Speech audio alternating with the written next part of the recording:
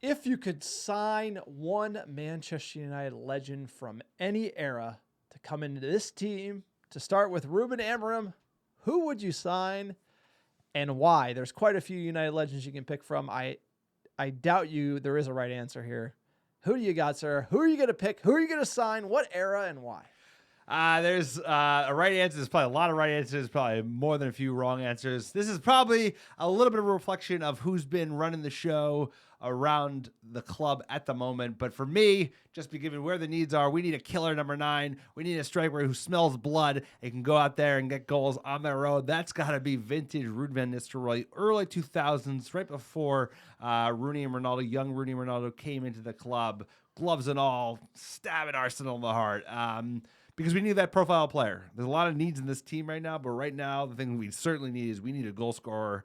We need someone who could sniff out goals. There's been a lot of legends at the club over the years who would fit this profile, but I just loved his ruthlessness. I loved his ego, and I think you need that ego to be a world-class striker, and he was exactly that. United needs a world-class striker. If we're gonna if we ever get back to the top of the world, we're gonna have a world-class striker, at least one. So I loved Ruud as a player. I loved him as an interim.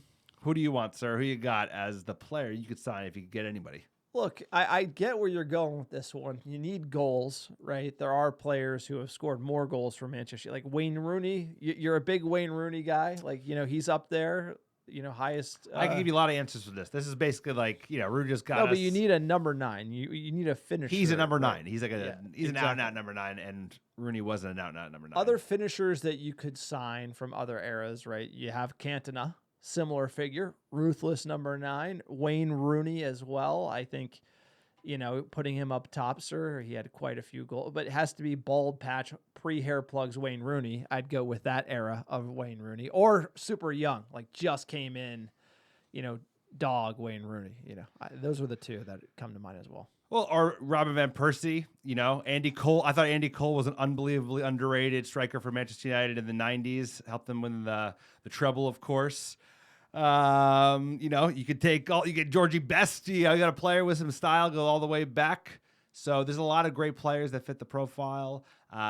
We need goals. I'll take goals in any form or fashion. I just think I love the edge he had, especially when Arsenal and United were the rivalry at the moment. He was a huge part of that. Some big goals at their old stadium at Highbury. So who you got, sir? It's got whoever you guys got to have a little bit of John in them. I think your picks definitely got a little John in them. There's only one. There's only one. You can see the veins splitting out of the side of his head. Roy Keane, right? We need the attitude. I went the same direction you did. I was like, this team needs goals, need a goal scorer, right? And then no, this team needs somebody who can self-police the bluffing in this squad, because this is what's killed the United. Like the softness, the overpaid contracts, players not doing their job, not tracking back, not doing the hard yards. That's what's wrong with Manchester United. And obviously we've gone to Ruben Amorim to solve that problem. But there's also the captain can solve that problem.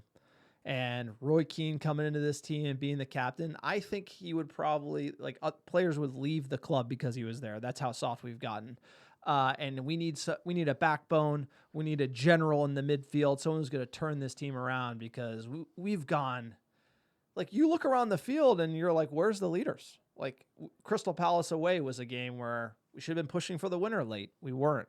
Why not? We kind of give up in situations. We drop our shoulders. Where's the leadership on the pitch? And in the modern game, leaders come in different flavors, but I just feel like you put an OG Roy Keane in there, they're going to start lining up and getting behind. What do you think? I think if you took 1995 Roy Keane and dropped it in 2024 Manchester United, I think you get thrown in jail, bro. I think there'd be a mutiny. The players would be like, "This guy's too fucking hard." He'd be smashing phones. I do agree with you. I think a lot of what this club suffers from at the moment is a soft mentality. We just we're weak and we break at any sign of stress, and that you've seen that even when the team has had some talent, the team has been playing well. We just collapse. If we're played under any adversity. So as much as we need a goal scorer like Ruud, we need some mentality shifting like Roy Keane. I just think if you plopped him in today, bro, he'd be like a goddamn caricature. He'd be like, what the fuck, you fucking softies? You wouldn't believe it. He would be like, he'd lose his mind. No, but he's kind of like almost, you watch The Sopranos. He's like a member of the mob. He would be like, you can't post on Instagram. You can't do any of this stuff. You can't, like, he would be so hard on them. But it's almost what we need. We gotta root out the weak players. And I think Amarin's the type of character who can do that. So I'm really hoping he can make headway on improving United's resilience and toughness and attitude to run the hard yards, because to be an overpaid team that doesn't do the hard work is just the antithesis to the badge that we wear on our shirts and that all the players should be representing worldwide. But let us know, who would you sign? If you had an opinion, drop it in the comments. What Manchester United legend you would sign? What vintage? Let us know if you thought our answers were good or not. And also, only 50% of our viewers on YouTube are subscribed to the channel. So please subscribe and support independent fan content. We'll be back with another YouTube video shortly.